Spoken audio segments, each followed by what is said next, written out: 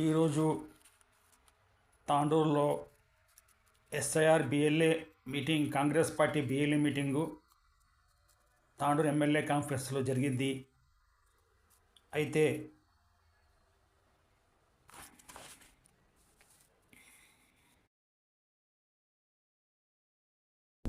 మీరు ఎక్కడున్న ఓటు హక్కు అనేది ఆ రోజు మన బాబాసాహెబ్ అంబేద్కర్ గారు ఇచ్చినటువంటి ఓటు హక్కుని మనమందరం కూడా కాపాడుకోవాల్సిన బాధ్యత ఉన్నది.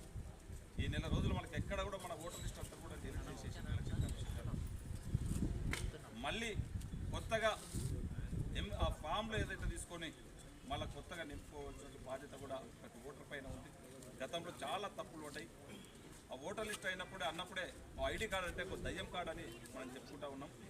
అలాంటిది కాకుండా మళ్ళీ ఒకరందరూ కూడా మంచి ఫోటోలు, ఇప్పుడున్నటువంటి ఫోటోలు ఇచ్చుకుంటూ చాలా మటుకు ఆ సర్నేమ్లు తప్పు రావడం, పేర్లు తండ్రి పేర్లు కూడా తప్పు రావడం, గత ఓటర్ లిస్టులో కొన్ని తప్పిదాలు ఉండే.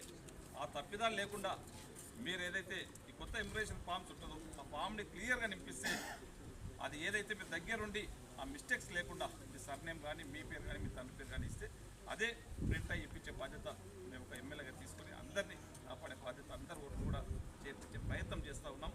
మనకు గతంలో 2,52,000 ఓట్లు ఏదైతే ఉన్నాయి, ఇప్పటికే దాదాపు 1,85,000 ఓట్లు ఇప్పటికే డిజిటలైజేషన్ అయినాయి.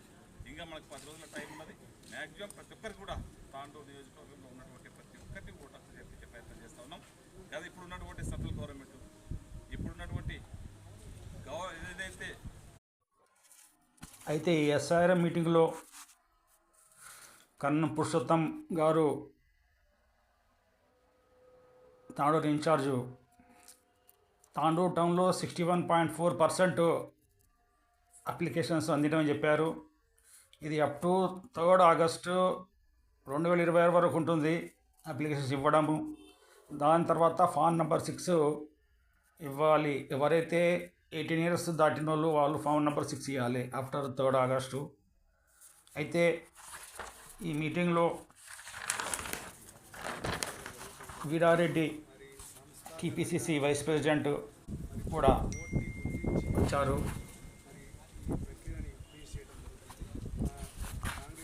ఇప్పటివరకు తాండూరులో 43,000 మంది ఓటర్లు అప్లికేషన్ ఇచ్చారని చెప్పారు. ఇంతనేమో ఈ అప్లికేషన్ ఇచ్చేటప్పుడు ఎక్స్ఎల్వి నంబరు తప్పకుండా రాయాలని ఇచ్చారు. అది మోస్ట్ ఇంపార్టెంట్ అని చెప్పారు.